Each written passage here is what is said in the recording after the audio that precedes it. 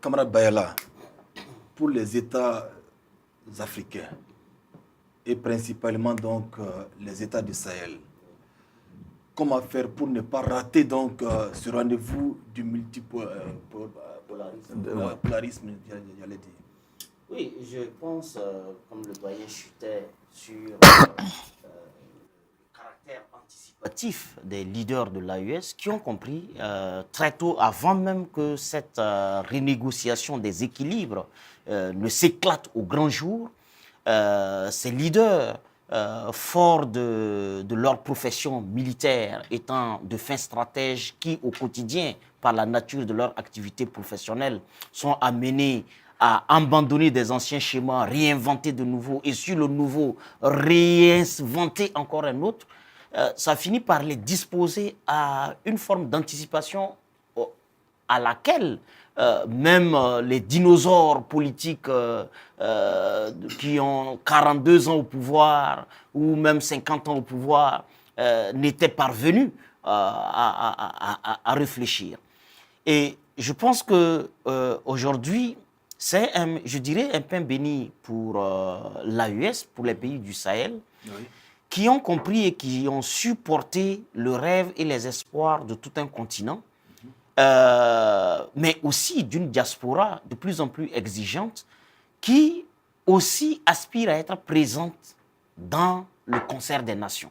On ne veut plus être des figurants. On ne veut plus que ce soit Paris qui porte la plume de notre voix dans aucun agora que ce soit du monde. Oui. Quand même, le traumatisme colonial a sévi nos corps, il a écrasé nos têtes et il ne peut pas aller à la conquête totale de nos esprits. Oui. À un moment donné, enough is enough. Trop c'est trop. Il faut à un moment donné exiger notre droit d'utiliser nos narines pour respirer l'air qui est pour tout le monde. Parce que quelqu'un ne peut pas dire que pour respirer l'air auquel nos narines ont accès, il faut emprunter d'abord, lui, ses narines et s'assurer qu'il nous accorde le droit de respirer par ses narines. Voyez-vous, c'est pas qu'infantilisant, c'est même un attentat planifié à notre vie. C'est un processus de mort sur le long terme que le colonialisme avait planifié. Aujourd'hui, les enjeux clés, c'était ceux, surtout économiques. On parle de barils de pétrole, on parle de dollars, on parle d'économie numérique. Mais au fait, il y a des gens qui ont élaboré tout leur système de vécu, au plan conceptuel, au plan politique, au plan économique, au plan culturel, sur du faux. Et vous savez que le faux peut vous cajoler, il peut vous flatter, mais le faux n'est pas durable. À un moment donné, vous devez dire à vos populations d'où vous tirez les capacités de leur prise en charge, qui souvent frisent avec le ridicule, parce que souvent même ils ne comprennent pas, sans statut professionnel, pourquoi ils ont un salaire supérieur à un cadre de haute sphère politique africaine. D'où lui vient cet argent qui le paye avec un statut de chômeur, et donc il n'est pas productif, et son pays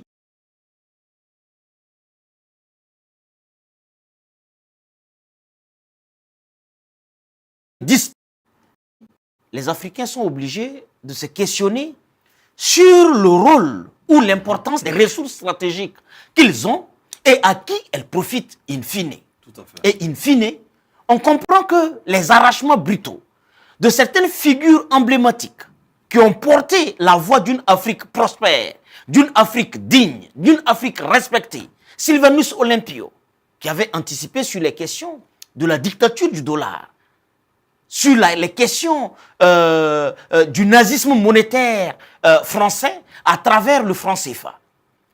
Mais c'était déjà des gens qui étaient engagés avant l'heure, mais qui avaient une claire mesure au millimètre près des défis qui allaient se déclencher dans les 50 ans, dans les 60 ans à venir. Et même Houphouët, l'un des brillants servants locaux du colonialisme international, avait fini par admettre au soir de sa triste vie, au service de l'Empire, que ce que eux, ils n'ont pas pu exiger dans leur vis-à-vis, dans ce rapport déséquilibré, perdant-gagnant, alors leurs enfants ne vont pas poursuivre ce type de politique. C'était une alerte à son maître pour lui dire, moi je t'ai offert tout le couvert, mais attention, je ne suis pas inconscient de l'injustice que ça présente, les frustrations que ça génère et la paupérisation généralisée que ça produit. Aucun peuple n'aime l'esclavage éternellement. Absolument. Il y a des étapes où vous pouvez subir, consciemment ou inconsciemment, mais quand l'heure du réveil sonne, alors c'est par surprise que Paris apprend que Ouagadougou a limogé l'ensemble de l'arsenal militaire qui était basé à Cambouensin.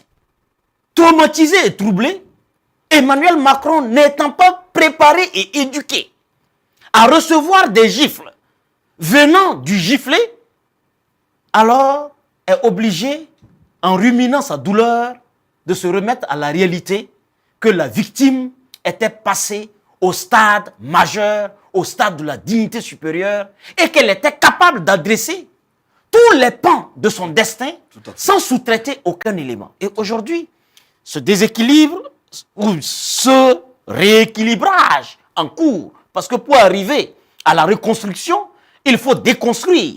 Et pour déconstruire, ça peut avoir un visage hideux. Mais ça participe toujours, comme on le dit, la crise n'est pas toujours chaos. Elle est aussi source d'opportunités. Et aujourd'hui, l'AES dessine cette opportunité et elle est l'embryon autour duquel tous les peuples désireux de dignité, de présence dans l'univers, dans l'universel, vont rejoindre. De toute façon, tous les peuples chantent d'une même voix au rythme de l'AES.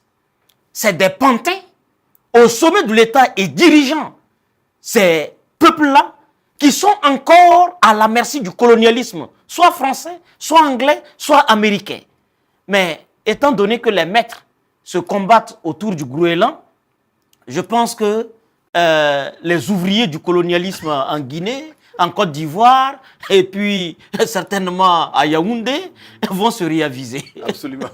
Camarade Kavori, c'est vrai que quand on regarde un peu certains agissements, Sankara, en 1983-84, avait dit la France n'a pas compris l'Afrique. La France n'avait pas donc cette disposition de comprendre les Africains et encore moins les Burkinabés. Déjà en 83-84, le glas avait déjà sonné. Les consciences avaient commencé à évoluer. Malheureusement, la France est restée murée dans ses beaux habits parce qu'il y avait le fromage et le chocolat le matin. Ouais. Et aujourd'hui, le réveil est très douloureux. Justement, par rapport donc à ces différents bouleversements, camarade Kaboré, que devons-nous comprendre avec ces nouvelles frontières du monde? Ce que nous devons comprendre, c'est que les peuples ont décidé, les peuples qui avaient été depuis très fort longtemps exploités, ont décidé de prendre leur destin en main. Alors, il y a un certain nombre d'éléments, de par l'histoire, qui viennent nous convaincre de cette volonté affichée des exploités de sortir de l'asservissement. En 1955, il y avait ce qu'on appelle, lorsqu'il y avait la guerre froide qui était en train de devenir une guerre fraîche, ainsi de suite, il y avait les deux blocs. Alors, il y avait ce qu'on appelle la conférence de Bandung, en 1955, en Indonésie, qui a réuni les nouveaux États colonisés nouvellement indépendants, qui devaient aller s'asseoir autour de la chaise aux Nations Unies, ont décidé de créer un bloc qu'on appelle les non-alignés. Et ça, c'est l'ancêtre des BRICS d'aujourd'hui. En passant par ce qu'on nous appelle dans les années 2000, il y a un mouvement national qu'on appelle l'altermondialisme, qui a disparu, mais qui arrive aujourd'hui à sa phase la plus achevée à travers les BRICS, qui sont en train de... Alors, donc, les grandes puissances décident de prendre au sérieux, effectivement, la volonté affichée du Sud global de sortir de l'asservissement et de prendre en charge leur destin. Voilà pourquoi, alors, il y a aujourd'hui la multipolarité. Et les États, les grandes puissances déclinantes, il faut le dire, il y a des cycles dans l'histoire où on étudie le déclin des grands royaumes. Il y a des États, des puissances aujourd'hui qui pensaient défier les lois de la nature. Tout à fait. Il y a un cycle, généralement, j'ai vu quand je lisais dans un document, on parlait d'un cycle de 250 ans. Et lorsqu'on prend en 1787, 1789, la Révolution française qui avait mis la France sur orbite. Alors, en 1989, on a fêté le bicentenaire de la Révolution française. De 1989 à aujourd'hui, vous allez constater que, en tout cas pour ce qui concerne la France, il y a effectivement et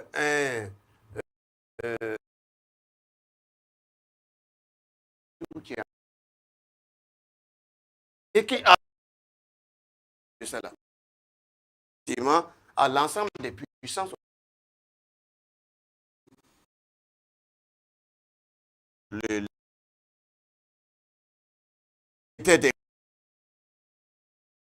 royaumes, la chute qui